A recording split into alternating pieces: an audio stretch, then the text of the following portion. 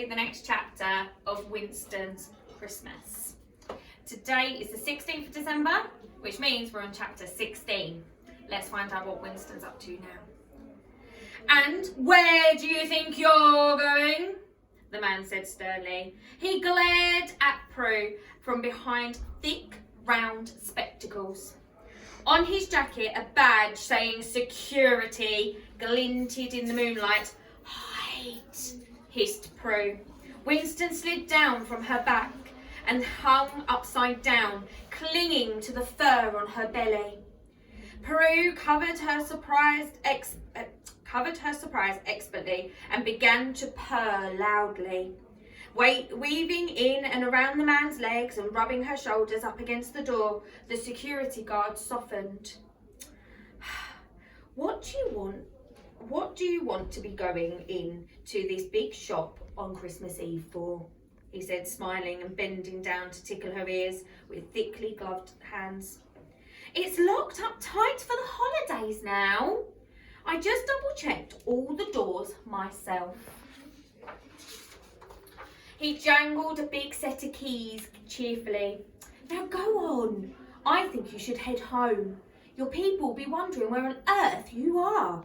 Go on, that's it, shoo! And very gently he guided Prue away so he could finish doing his final check at the front door and head home for Christmas.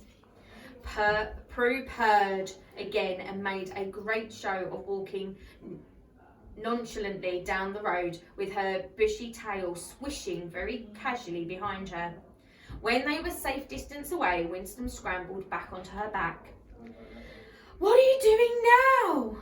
He squeaked in alarm. That man said the whole place is all locked up for the holidays. We'll think of something, purred Prue.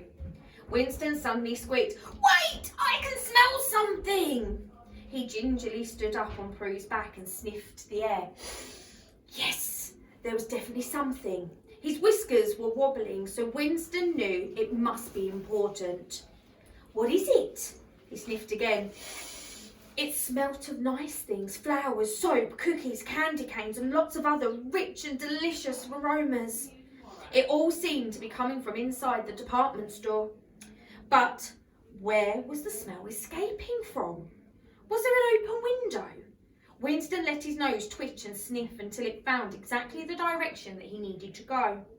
Down there! He cried, and he pointed a very dark alley. It wasn't appealing to go down such a forbidding passage, but Prue and Winston both knew their mystery letter writer depended on them. Prue picked her way down the passage. She could smell something now too. Eventually, Winston told her to stop. He carefully slid down her silky fur and landed on the snowy ground. Here, he said. The smell's coming from here. He pushed his way forwards and revealed an air vent only a few bricks up from the floor. I think this is the way we could get in. We can follow the smell through here. We could get into the shop and we can find our way to Father Christmas. Hopefully he won't have gone far. Winston assessed the situation. We need to get that grill off, he said. I can't squeeze through those tiny gaps. Prue agreed. She reached a paw out and tapped the air vent experimentally. Both she and Winston jumped up as it made an unexpected rattling noise. It's loose, whispered Prue. Can you get it off? Asked Winston, watching with interest. I'm not sure, said Prue. What we really need is something to undo the screws with. She stopped rattling the grill and had a good look at it up close. I wonder. There was a flash from one of her paws as a claw suddenly appeared. Winston gasped. It looked so sharp and shiny in the shadowy moonlight. He leapt backwards away from it. Oh, don't be such a silly sausage, said Prue. I'm going to see if I can use my claw as a screwdriver. She delicately turned the loose screw and eventually it clattered out of its holes and fell onto the snowy ground. Hurrah! hooted Winston. Can you do the other ones?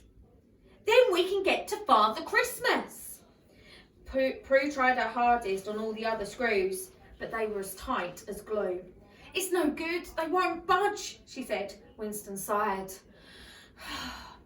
But, said Prue, if I pull the grill towards you, you might be able to squeeze in behind it. The gap certainly looks about Winston's size.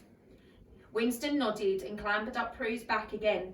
He sucked in his tummy, and plop, he landed gracefully-ish behind the grill. Oh, bravo, Winston, purred Prue. Here's the letter. She carefully slid the envelope through the gap to him. Well done, little chap, she said. That was excellent teamwork. You'd better get a move on, though. You don't want Father Christmas leaving without you. Aren't you coming with me? He said. Prue smiled. I'd love to, but I can't squeeze in there with you. My bottom's much too big. I'm afraid you'll have to do this next bit all on your own. In the distance, church bells chimed the passing of another hour. Goodness, cried Prue. I had no idea it was so late. I'd better get back to my people. They get into dreadful state when they can't find me.